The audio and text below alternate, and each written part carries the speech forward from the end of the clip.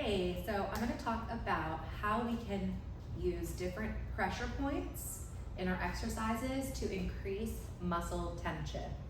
So a couple of big ones that I like to use are in plank positions and then also in standing to create more tension for your glutes and your hamstrings. So what I'm talking about by pressure points or contact points is the places where your body is contacting the ground. So in a deadlift or an RDL or a hinge position, your contact point is going to be your feet. In a plank, your contact point could be your elbows or your knees or your feet or your hands, okay? So I'm gonna start with the plank, and I love using an elbow and knee plank. I know sometimes this is a modified variation or a scaled variation, but in my opinion, having more contact and being a little closer to the ground allows us to actually engage and create more tension in our midline. So I really like these variations, and I think if you can learn how to use your contact points properly, you can really feel your midline, your abs engage way more than being in like a tall plank. So in my modified plank or my elbow and knee plank, you can start off and you're just in this kind of elbow and knee position, right? If I'm holding here, if I have a good midline engagement, where I'm not super arched, you know, if you're kind of repositioning your pelvis over your rib cage, you should feel a pretty good ab engagement just by being in this position, okay? So it could actually be, if you aren't feeling that, it could be the fact that you are too arched, or maybe you're squeezing your butt and you're just kind of tucking your butt under, okay? So what I mean about repositioning your pelvis and your ribs is the difference between physically moving your body, right? So we can kind of arch and expand, lift our ribs, and then we can bring it back together. And I'm not doing that by squeezing my butt, okay? So this is the difference, squeezing my butt versus positioning my whole body, and my butt is still soft and not like squeezed, right? So first thing when I get into my plank position is I want to make sure that my pelvis is positioned over my ribs. This is going to give me the best length tension relationship to even feel my abs in the first place, okay? So if you're too droopy or arched, or you're too butt squeezed, you may not be getting that. So this is going to be step number one in creating tension, is making sure that our pelvis and our rib cage are stacked over each other so that we can have the best muscle contraction that's available, all right? So step one, pelvis over ribs. Pelvis under ribs, ribs over pelvis. So I'm gonna get back into that plank position on my knees, right?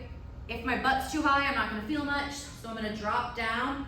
Pelvis and rib cage are kind of stacked. I can already feel my abs engaged here, but one thing I can do to get a little bit more tension is I can think about dragging my elbows. Like I'm gonna bring my elbows towards my knees, but I'm not actually going to move them, all right? So again, I'm gonna get in that position, pelvis stacked over ribs. I'm gonna think about pulling my elbows or dragging my elbows in, and now I have even more upper ab contraction, okay? So just by doing that, I'm actually getting the shakes, all right? You might even be able to see it, okay? I can let go of that tension and those shakes go away. So again, the motion was this, but without actually moving my elbows, okay? I can now do the same thing with my knees. So I can keep quiet in my elbows and start to think about pulling my knees in. And when I say keep quiet, I just mean you're kind of just hanging out there. You're not really like overly thinking about it. You might actually be trying to not think about it. So same position, getting into a forearm and knee plank, dropping down, so pelvis is stacked over ribs. And now I'm thinking about bringing my knees to my chest and pulling, and now I feel a lot of tension in my lower abs, okay? You'll notice that just by doing that, my body kind of shifts. I can add in my elbows now, and now I'm really getting the shakes, which I don't know if you can see, okay? This is a way to make an elbow and knee plank challenging. People think that this is a modified version, But when we learn how to increase our tension through pressure points, we can really bring the tensionality to the movement and challenge our midline even more, okay? So this is just our basic, can we create tension? So we're creating tension by thinking about dragging our elbows, or thinking about dragging our knees, or thinking about bringing them both together.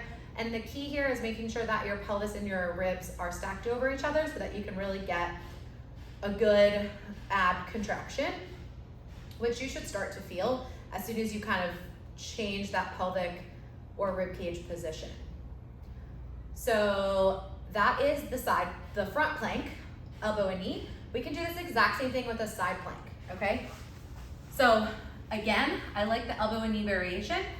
So we're now in a side plank, same concept. I don't want to be super arched, right? So I want to think about my hip position stacked over my rib cage again, and I'm gonna lift.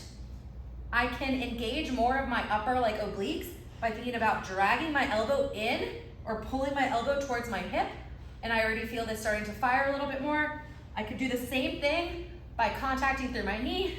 I'm thinking about like closing my rib cage or my elbow into my knee together and lifting, and I feel all of this light up, okay? If I'm just kind of hanging out in this position, not really doing much, not really creating tension, it's going to feel easy. It's going to feel like nothing is happening, okay? So this is, again, our baseline plank. You can do these on your hands and your feet, but I find that you can build tension more the closer you are to the ground with a shorter lever. So this is step one, because I want, when we start to add in dynamic movement, so rows or bringing up the knees or lifting the leg, those are all gonna be in addition to your base that has already tension created from it. So in that side plank, you're starting with that tension, and then we're adding a rowing component by making it even more challenging, right? If we're just kind of hanging out and we're not able to build tension or create tension, it's gonna feel really easy and we're like, why are we doing this? This is silly. When we can really make this movement challenging if we know how to create tension appropriately. I'm gonna create another video for the RDL, so this one isn't super long, but I hope this is helpful and try this out.